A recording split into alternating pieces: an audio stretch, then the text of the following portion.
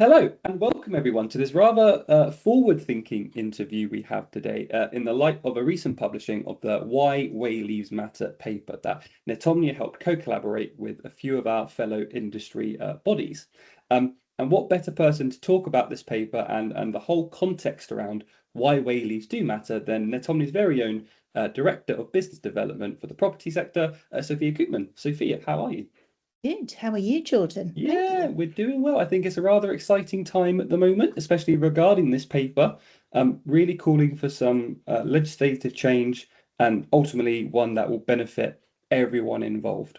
Before we actually dive into the specifics of the paper and what we're actually calling for, I think it's actually quite important just to set the context a little bit. So for the average user, average resident person we see walking on the street, if we said the word wayleave to them, I don't think it would mean much, which is fair. It's quite uh, uh, a body to body kind of process, but obviously internally we kind of live and breathe it. So I guess the first question for you, Sophia, is why do we think there's such a gap in knowledge between obviously like the landlords and the bodies versus the actual end resident who will probably be the one impacted most by them?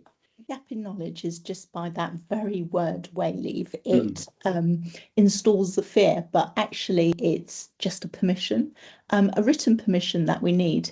And we're dealing with many wayleaves on a daily basis, whether we need to access a garden, span a cable from a pole to install into a resident. So it's a broad umbrella of permissions that we need to reach a customer. Great. And what does a delayed wayleave actually mean for the end user? Because obviously, the whole reason the paper's been created is to kind of tackle these delays. So, what's the actual impact on the end resident?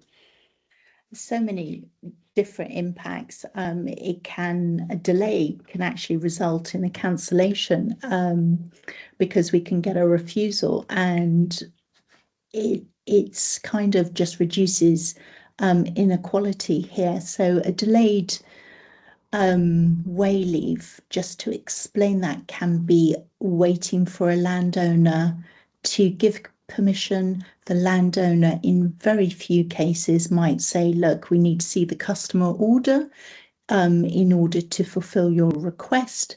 If we're clearing a blockage, we might have to supply documents. Again, they're readily available, just on the risk assessments, etc. So I think we are always using our USP to install quicker. Mm. So there's a lot of pressure on our teams to get these um, requests in, and we tend to work on a 2-week turnaround. But it's not just a delay, it can be a refusal. And ultimately, the impact on a resident can be they can be trapped without a full fibre connection. You've already mentioned that there's actually like hundreds of wayleaves going on probably now as we speak. So, how often is this actually slowing down from a network operator's perspective? How often is it slowing down the fiber rollout?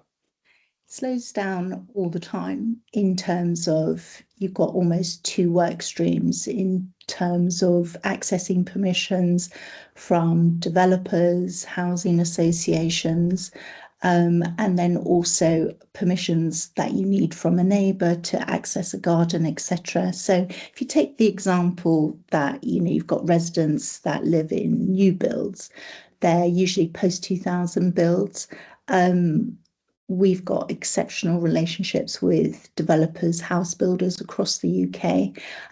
But there's a little bit of complexity here in terms of just ascertaining who owns the private land, or, if it's been adopted, and that can cause an issue in terms of if it's been adopted, i.e., becoming public, where we've got highways access controls that we can install easily. But if it's in that process, that's really difficult to install to. So lots of delays, which can result in sort of failed installs ultimately. Mm. And so you kind of started touching upon it there now. There's obviously that complex ownership structure which you just touched on, and I'm happy for you to expand on that. But where's this current system breaking down and causing these barriers, delays, and then ultimately the impact? Yeah, I think some of the friction around here is the timeline of the landlord responsiveness. Mm. Um, I think I've alluded to the complex ownership structure. There's also the issue, Jordan, that there's no obligation to respond. So that's an issue. And in sometimes it's a lengthy legal process, and this is all causing, a whole amount of issues here. Yeah, for the simplicity of the install, do we think that the delay is warranted? No, everything should be standardized and this should be turned around. And as long as you've got teams that are communicating, which we are every sort of 3 days, touching in just to double check, then I don't think the delays are warranted. And again, we are looking to install as quick as possible. We set a timeline for a permission as a minimum of 2 weeks. If we have to go on site with the landowner, that's not a problem. And obviously, if we're clearing a blocked duct, if you take the example that Openreach, for example, they've already got under their maintenance contracts, they don't have to request permission, but we do as well. So there are some delays there. Obviously, we've been talking about this from a network operator perspective, but actually, this impacts a lot more than just our builds, right?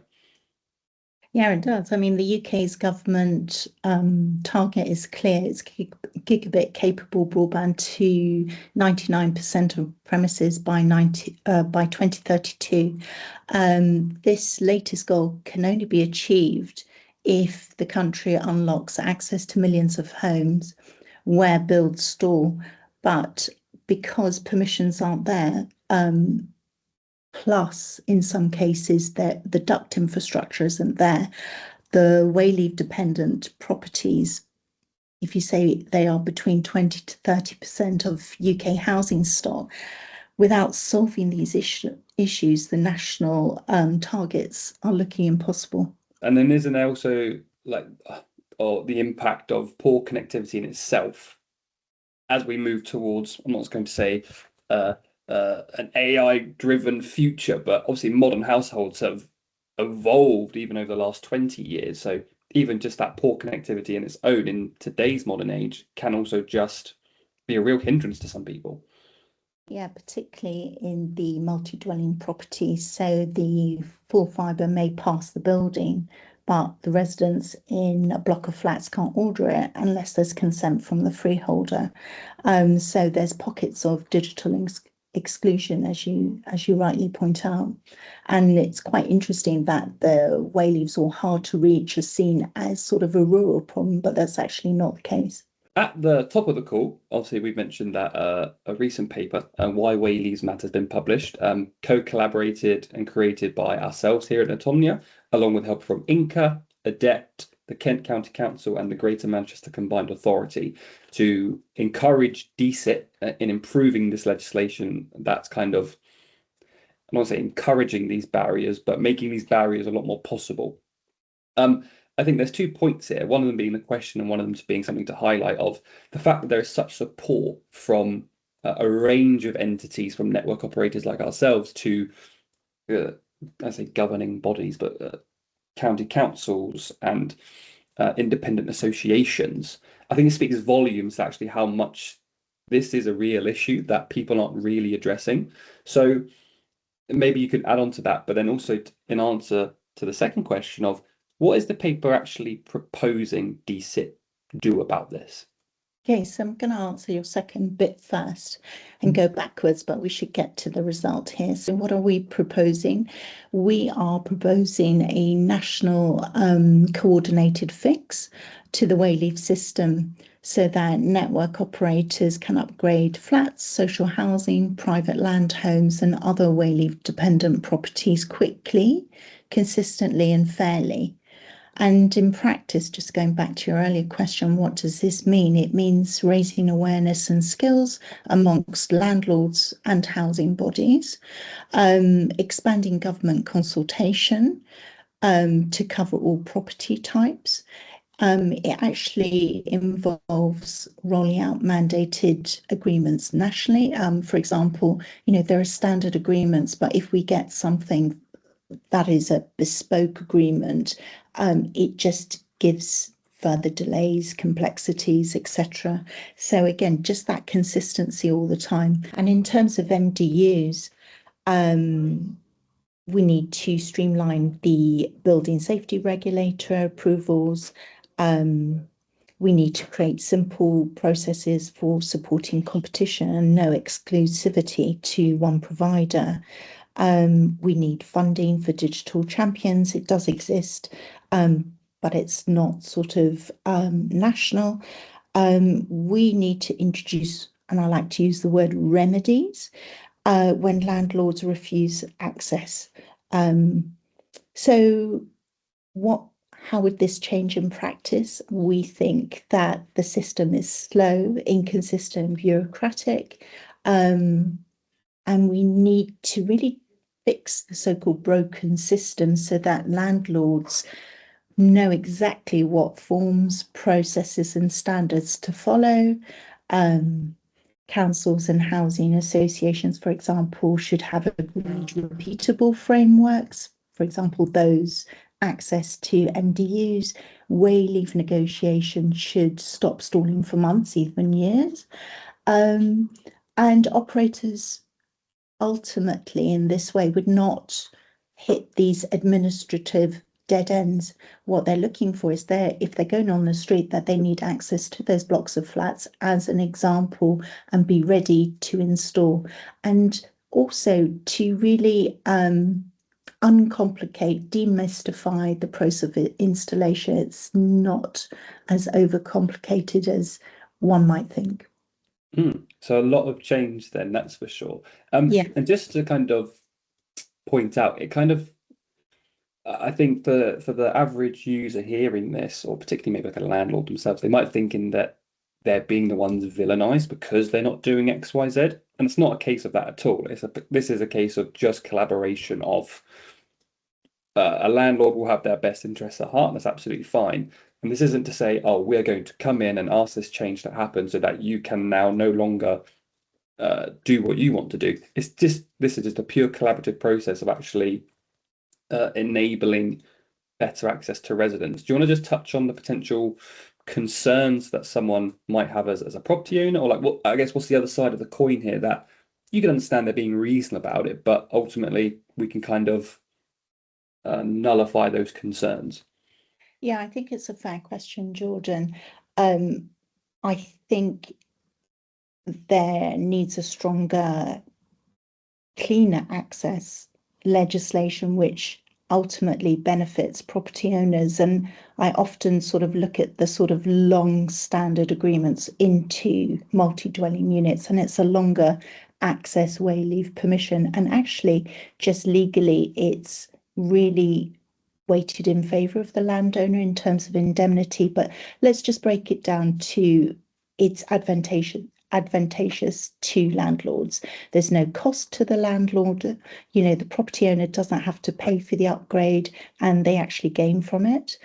It increases the asset value and hopefully marketability if they're renting it out. And the big thing is tenant satisfaction. Just from my point of view, I think the disruption is minimal.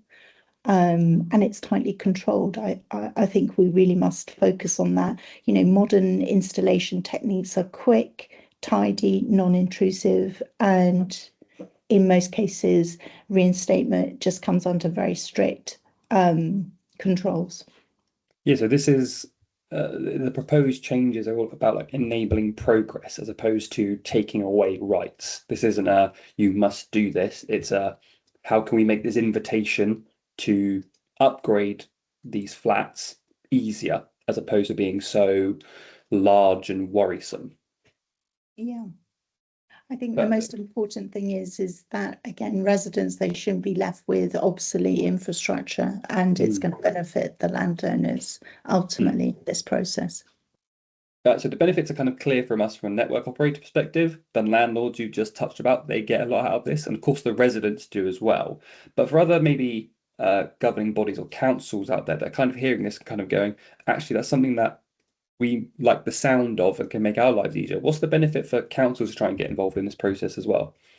Well, very often councils do get involved with this process. It can be sort of the local authority talking to a local council, because the council might be just concerned about, why isn't autonomy approaching for a Wayleave, and what's in it for the local authority? But ultimately, this is about a community benefit. Those with the latest digital infrastructure, they're going to enable digital skills to access public services online. And this is really important in terms of the whole digital transformation. It's not just going on within councils in terms of saving money, but having residents access to public health, to council resident services is really important. And just it's all part of that digital enablement. So I think it's really important. Great stuff. And so kind of summarizing again that we covered a lot here, but if these changes proposed in the paper were adopted, what do you think the UK fibre landscape could look like in 5 years' time? I think we'd be looking at really good public infrastructure. This has been one of the most successful programs in the UK.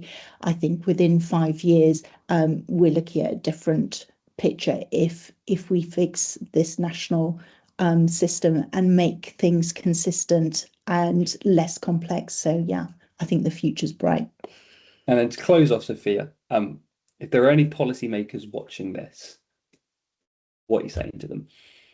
I'm saying to them that we need to tackle the education amongst councils, landowners. I would say that we need a national register. We've got shell companies that are impossible to reach. We need to have details instead of just, when we reach out for permissions, whether it's land or property, it takes us a while to find people. So there's quite a few things that we need to do. We need particularly a focus on the timeline and response times to be shortened. So read the paper. Sophia, thank you so much for your time today. Thank you.